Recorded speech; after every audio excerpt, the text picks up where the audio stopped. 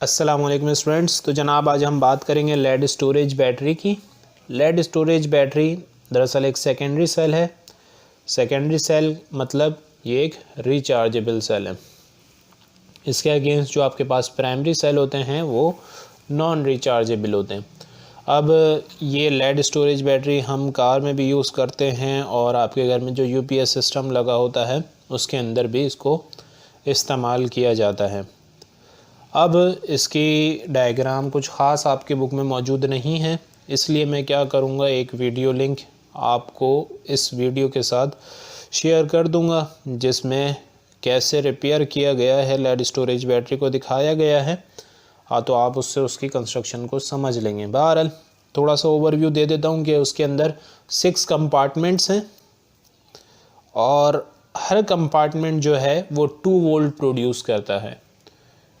अब 6 × 2 इसका मतलब क्या है कि ये जो लेड स्टोरेज बैटरी होती है ये 12 वोल्ट बैटरी होती है आपके पास। सही है।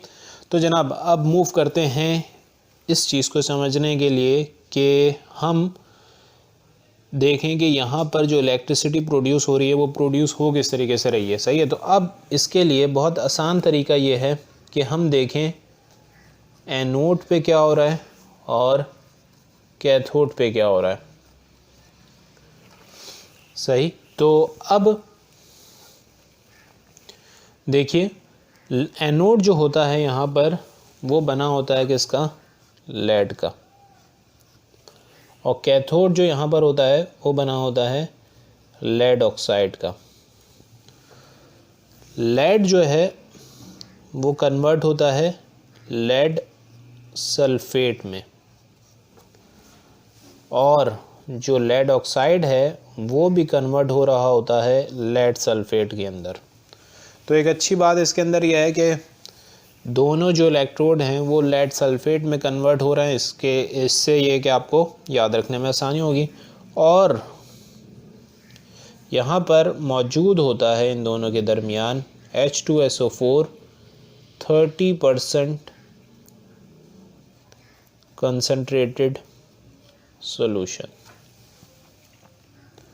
सही है। अब ये सेल रिप्रेजेंटेशन से आप लेड स्टोरेज बैटरी को बहुत अच्छे तरीके से समझ सकेंगे और इसी रिप्रेजेंटेशन के थ्रू आप डेवलप कर सकेंगे इसके रिएक्शंस के, एनोड पे क्या हो रहा है, कैथोड पे क्या हो रहा है।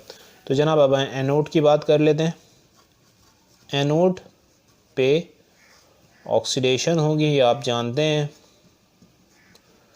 तो इसमें क्या जिक्र है कि लेड कन्वर्ट होगा किसमें, लेड सल्फेट में। तो हम यहाँ पर लिख देते हैं lead is converting into lead sulphate. अब एनोड पे ऑक्सीडेशन होती है तो ये देखिए यहाँ पर क्या है, इसका चार्ज लेड का 0 और कन्वर्ट किस में हो रहा है, लेड सल्फेट में, जिसका मतलब है इसके ऊपर यहाँ पे चार्ज क्या होगा, +2।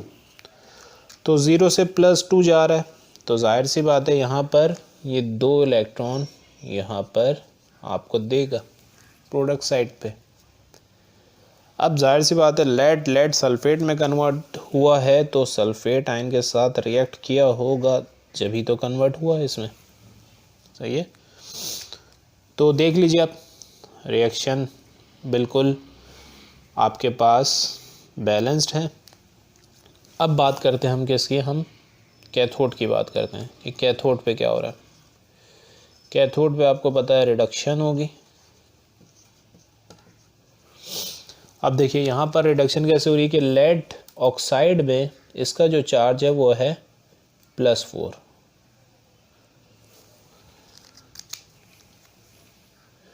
ये है +4 और यहाँ पर लेड सल्फेट में हो जाएगा +2।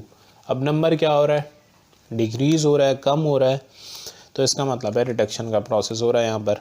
अब यहाँ पर देखिए कि लेड ऑक्साइड कन्वर्ट हो रहा है लेड सल्फेट में। सही है। बिल्कुल इसी तरीके कार से आप रिएक्शंस बनाने की कोशिश कीजिएगा, बहुत आसान तरीका है। सही है। अब देखिए यहाँ पर देखें ऊपर एनोड वाले रिएक्शन में भी मैंने पहले इलेक्ट्रॉन की बात की थी। तो अब देखता हूँ मैं यहाँ पर दोबारा ऑक्सीडेशन नंबर को देखूँगा और फिर इलेक्ट्रॉन डिसाइड करूँगा। तो यहाँ पर मैंने देखा था 0 से 2 जा रहा है, +2 जा रहा है, इसका मतलब इलेक्ट्रॉन यहाँ पर देगा मुझे। प्रोडक्ट साइड पे ऑक्सीडेशन है। अब यहाँ पर रिडक्शन हो रही है तो जाहिर सी बात है आपके पास रिएक्टेंट साइड पे इलेक्ट्रॉन्स आएंगे। अब यहाँ पर +2 से और +4 से +2 जा रहा है, सही है। तो इसका मतलब है यहाँ पर 2 इलेक्ट्रॉन गेन करने के बाद ही ये +4 से +2 में जाएगा, जब ही यहाँ पर ये ऑक्सीडेशन नंबर डिक्रीज होगा।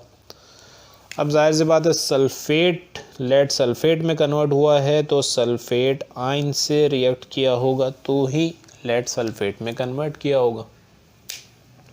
हुआ होगा। अब इसमें बात आ जाती है ऑक्सीजन की। अब ऑक्सीजन का क्या होगा, देखें यहाँ पर ऑक्सीजन रिएक्ट करेगा H+ आयन के साथ, सही है। अब देखिए यहाँ पर प्रोड्यूस होगा वाटर, तो 2 ऑक्सीजन हैं तो जाहिर सी बात है 2 वाटर मॉलिक्यूल प्रोड्यूस होंगे, बट उसके लिए आपको 4 H+ आयन चाहिए होंगे यहाँ पर, सही है। देखें शुरू में ही आपको बता दिया था कि ये जो H2SO4 है यहाँ पर ये ब्लड की तरह बिहेव करेगा यहाँ पर, मतलब जहाँ जिस चीज़ की ज़रूरत होगी वो प्रोवाइड करेगा। यहाँ सल्फेट आयन प्रोवाइड किए इसने, यहाँ सल्फेट आयन प्रोवाइड किए, और यहाँ पर H+ आयन की ज़रूरत भी हमें, तो ये वो भी प्रोवाइड करेगा। तो अब यहाँ पर आपके पास एक और प्रोडक्ट क्या मिल जाएगी, वाटर मिल जाएगा। अब जाहिर सी बात है यहाँ पर क्या कितने वाटर प्रोड्यूस होंगे, 2H2O।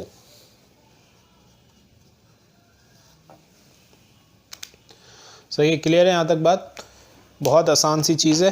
अब क्या करना है आपने, इन दोनों रिएक्शंस को आपने ऐड कर देना है। तो अब नीचे जगह मौजूद नहीं है तो मैं इसको ऊपर यहाँ पर ऐड कर देता हूँ।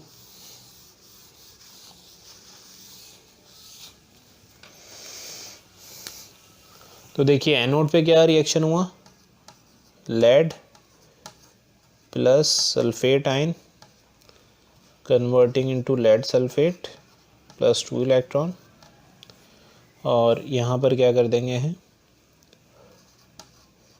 Sulphate ion plus PbO2 +2 electron, और यहाँ पर ही लिख देता हूँ मैं 4H+।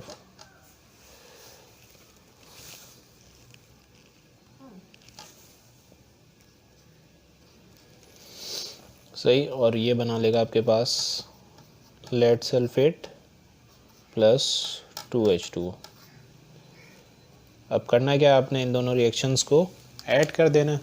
अब देखें यहाँ पर प्रोडक्ट साइड पे इलेक्ट्रॉन्स मौजूद हैं और यहाँ पे रिएक्टेंट साइड्स पे इलेक्ट्रॉन मौजूद हैं, तो ये कैंसिल आउट हो जाएंगे और आपके पास क्या बचेगा, फिर लेड बचेगा Pb + PbO2, और सल्फेट यहाँ पर 2 हैं और यहाँ पर 4 हैं, तो यहाँ पर बन जाएगा ये 2H2SO4।